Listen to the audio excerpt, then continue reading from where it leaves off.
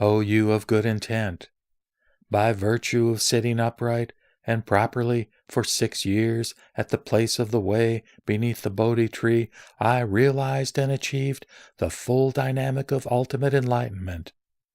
With the insight of a Buddha, I perceived that not everything should be explained. What is the reason for this? It is that the conditioned desires of all living beings are not the same.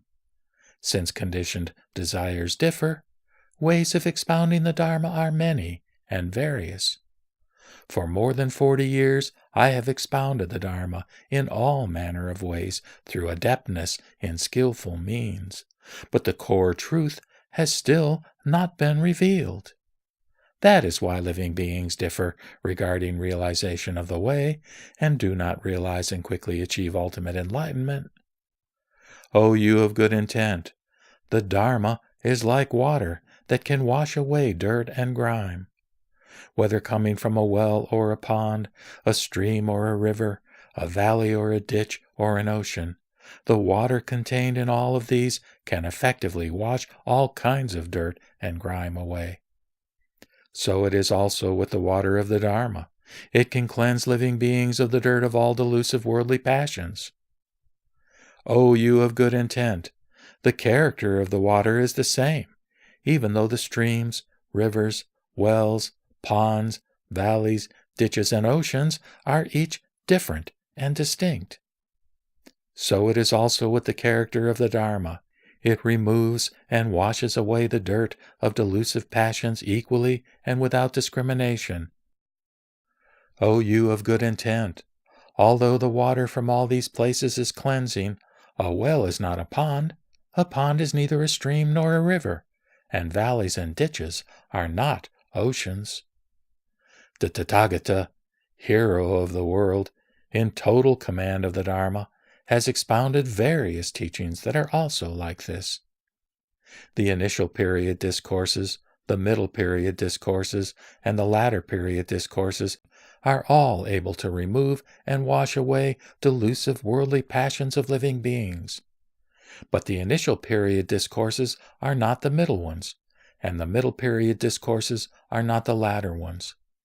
The initial, middle, and latter period discourses express the same thing, yet they differ from each other in meaning. O you of good intent, arising from beneath the Bodhi tree, I went to Deer Park in Varanasi. When I turned the Dharma wheel of the Four Noble Truths for the 5 renunciants, including Ajnata Kaundinya, I was also saying that all phenomena intrinsically are emptiness and tranquil, successively occurring but not remaining, coming forth and becoming void moment to moment.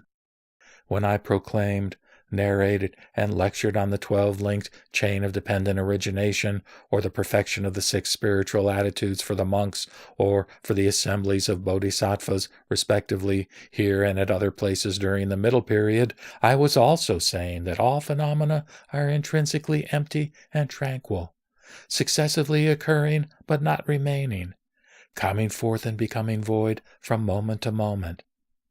Now, again at this place, discoursing on the all-varying Infinite Meanings Sutra, I am also saying that all phenomena are intrinsically empty and tranquil, successively occurring but not remaining, coming forth and becoming void moment to moment.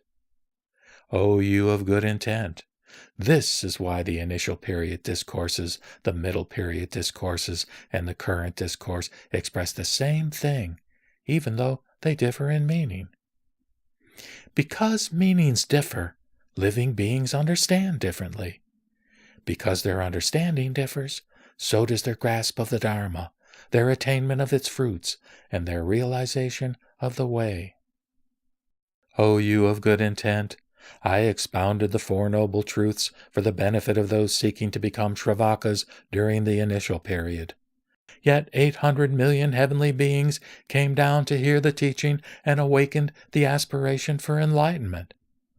I spoke about the sublimely profound 12-linked chain of dependent origination at various locations during the middle period for the benefit of people seeking to become Pratyeka Buddhas. Nevertheless, innumerable living beings awakened the aspiration for enlightenment or remained as Shravakas. I next described Kalpa's long bodhisattva practice by expounding 12 types of comprehensive sutras, the Great Perfection of Wisdom Sutra or Mahaprajnaparamita Sutra, and the similes of clouds and oceans in the Flower Garland Sutra or Avatamsaka Sutra. Even so, 100,000 monks, hundreds of millions of myriads of humans and heavenly beings, and innumerable living beings attained the fruit of entering the stream, attained the fruit of one remaining return, attained the fruit of non-returning, attained the fruit of arhatship, or stayed within their understanding of the principle of dependent origination as Pratyeka Buddhas. O you of good intent, accordingly it should be known that even though the discourse is the same, its meaning will vary. Because the meaning varies, living beings have various understandings. Because their understanding varies, so also does their grasp of the Dharma, their attainment of its fruits, and their realization of the way. And so, you of good intent, starting from when I established the way and first began to expound the Dharma until this moment in which I am discoursing on the all-varying Infinite Meanings Sutra, there has never been a time when I have not expounded suffering, emptiness, ever-changingness, non-existence of self, non-reality, non-unreality, non-greatness, non-smallness, intrinsic non-origination, continuing non-cessation, the formlessness of all things, that aspects and natures of phenomena neither come nor go, and that the four modes are the dynamic of living beings.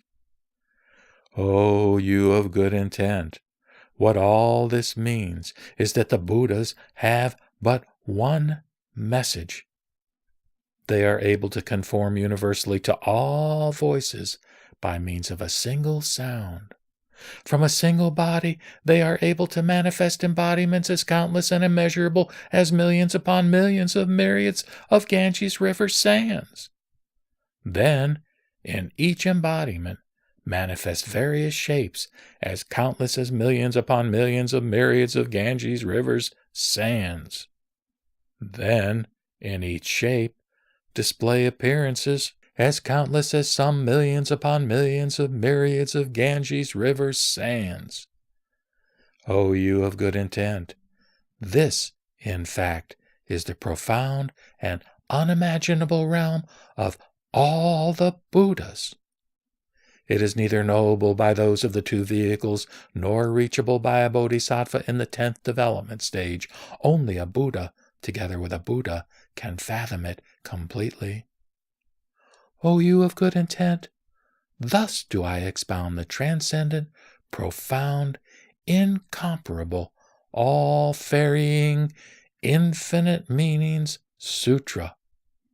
Its content and principles are true and correct, and its value is supreme and unsurpassed. It is embraced by the Buddhas of the past, present, and future together. It is impervious to the influence of disruptive forces and the influence of differing views, and is neither corrupted nor destroyed by any deluded perception or the cycle of births and deaths. If great being bodhisattvas wish to achieve ultimate enlightenment quickly, they should achieve mastery in the practice of this deeply profound, unsurpassed, all-varying, Infinite Meanings Sutra. The Buddha, having thus spoken, this universe of 1,000 million Sumeru worlds trembled and shook in 6 ways, and several varieties of heavenly blossoms, blue, crimson, yellow, and white lotus flowers, rained spontaneously from the sky. Also, a rain of many and various kinds of heavenly incense and garments, garlands of celestial jewels, and priceless celestial treasures came spiraling down from the skies above as offerings to the Buddha, the Bodhisattvas, the Shravakas, and the great multitude. Celestial bowls and containers were filled to overflowing with hundreds of heavenly delicacies.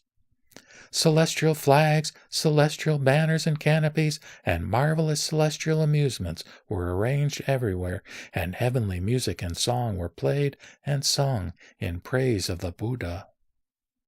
Also, Buddha worlds in the eastern direction, as numerous as the Ganges River sands, likewise trembled and shook in 6 ways. Heavenly flowers, heavenly incense and garments, garlands of celestial jewels, priceless celestial treasures, celestial bowls and containers with hundreds of heavenly delicacies, celestial flags, celestial banners and canopies, and marvelous celestial amusements also rained down. Heavenly music and songs were played and sung in praise of those Buddhas, as well as those Bodhisattvas, Shravakas, and great assemblies. In the southern, western, and northern directions, in the 4 intermediate directions, and in the upper and lower regions, it was like this as well. Within the gathering, 32,000 great being bodhisattvas attained the specialized focus of mind of infinite meanings, and 34,000 great being bodhisattvas gained access to countless and innumerable dharma-grasping empowerments and became capable of turning all non-retrogressing dharma wheels of the Buddhas of the past, present, and future. The monks, nuns, laymen and laywomen, the heavenly beings, Nagas, Yaksas, Gandharvas, Asuras, Garudas, Kimnaras, and Maharagas, and the leaders of empires great and small, rulers of silver wheel, iron wheel, and lesser wheel domains, kings, princes, officials of state, and citizens who were noblemen, noblewomen, or people of great means, with hundreds of thousands of their numerous followers assembled together there, upon hearing the Buddha Tathagata expound this sutra, variously realized the stage of an ardent mind, the stage of attaining the highest still unsettled condition, the stage of attaining irreversible good roots, the stage of ultimate worldly perception, the fruit of entering the stream, the fruit of one remaining return, the fruit of non-returning, the fruit of arhatship, or the fruit of pratyeka Buddha. Or they achieved the bodhisattva stage, in which phenomena are grasped as being without origination or cessation. Or they obtained 1 dharma-grasping empowerment. Or obtained 2 dharma-grasping empowerments. Or obtained 3 dharma-grasping empowerments. Or obtained 4 dharma-grasping empowerments. Or 5, 6, 7, 8, 9, or 10 dharma-grasping empowerments. Or obtained hundreds of millions of myriads of dharma-grasping empowerments. Or obtained innumerable dharma-grasping empowerments as countless and immeasurable as the Ganges River sands. All, accordingly, became capable of turning a non-retrogressing dharma wheel. Innumerable living beings awakened the aspiration for the full dynamic of ultimate enlightenment.